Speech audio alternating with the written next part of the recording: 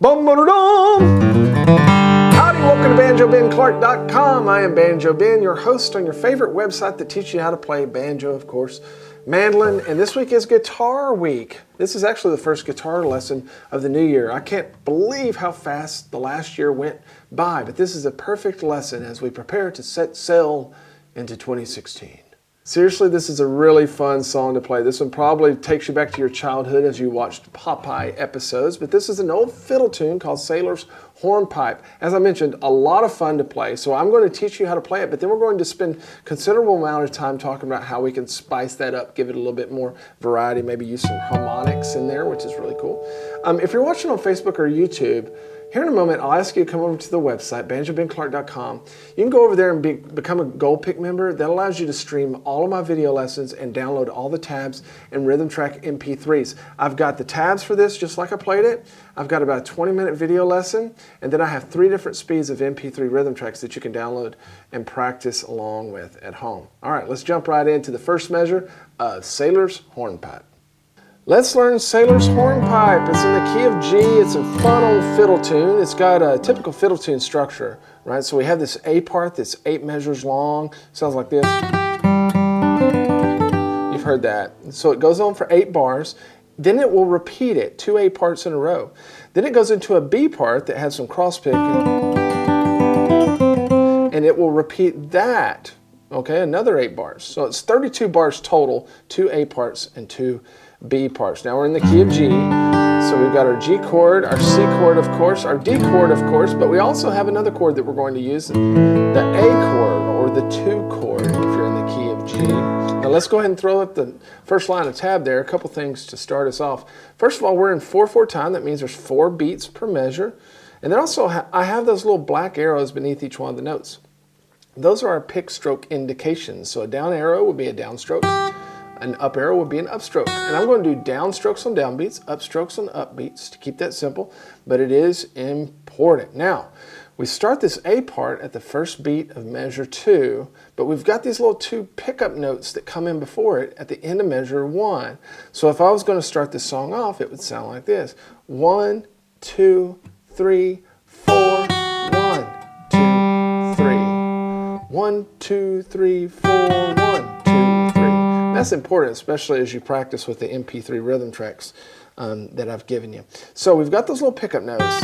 Then we're going to play those 3/4 notes in measure 2. A high G note down to an octave beneath it to the G string. And then we're going to go up the neck and get in a position. The notes that I want are these. Now I just think that's a pretty way to play it. Pretty position because the notes ring out. We could get those same notes playing them down the neck, but we don't get the ringing out. So what we're going to do is we're going to think about, here's your F chord, right? Well, if you take that position, you move it up 2 frets, it turns into a G chord. And we're going to bass it out of those first 2 fingers there. So at the end of measure 2, the first thing I want you to do is bar those first 2 strings on the 3rd fret. And you're just going to play that 2nd string, right? Then with our ring finger, we'll grab that 5th fret on the 3rd string. And then, at the beginning of measure 3, we'll play that 4th fret with our middle finger, and then look what's happened. We're in a partial F chord shape, but now we're in G. And then we're going to, after we have that measure 3, we're going to do a forward cross-picking pattern. Down, up, down. And then hold that down as you play the 5th fret after that, and back to the 3rd. So measure 3 sounds like this. Now you can do that with your ring finger or your pinky. Now at that point you'll release and come back down to the 2nd fret and walk 2, 3, 5 into measure 4. And at this point we're going to kind of, we are going to repeat that melody idea that we just introduced, except this time we're going to do it up a whole step over an A chord. So instead of, we're going to be playing same intervals, just up a whole step. So when we get to that measure 4, play that 5th fret, then we'll probably have to come off of it, come down to play 2/4 notes on the 2nd fret of the 3rd string, and then back up to the 5th fret to walk down the scale.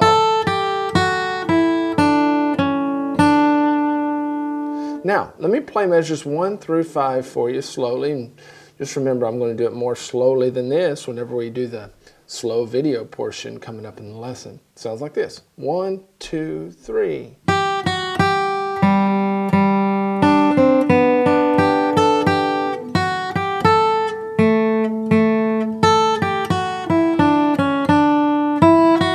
got those two little pickup notes at the end of measure 5 that's going to send us into measure 6, where we're going to do this little melodic rundown, okay, lick that lasts 3 measures. And we're going to need to learn this because we're going to do it 4 times. There's lots of repetition in this one. We're going to do it 4 times at the end of each one of these parts. This is a really cool little melodic lick.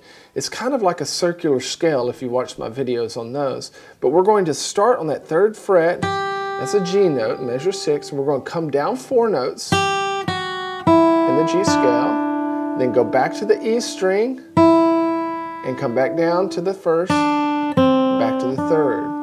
Now you're going to have to shift somewhere in there, right? So because we're starting out with our middle finger on the 3rd fret. Now we're going to have to be able to use our index finger on the 1st fret, so we'll shift. And I use one of those open E strings to shift. Shift.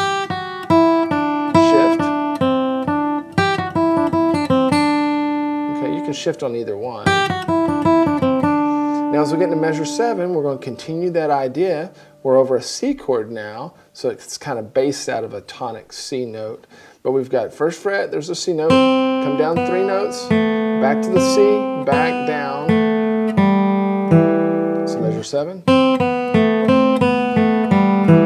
Now when we get to measure 8, I'm going to shift back up because I want to use my ring finger to play this 4th fret. And we play open D and G, 4, 2, open 3rd and 2nd string, and we'll shift back down, 2, 1, 3/4 notes for measure 9. So let me play measure 6 through measure 9. Shift, shift, I shift right there.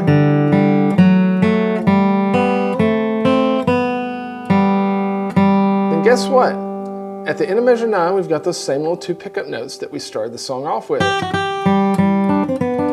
we're going to play that A part exactly as we played it before, but let's talk about some variations that you can do to maybe make it a little bit more advanced.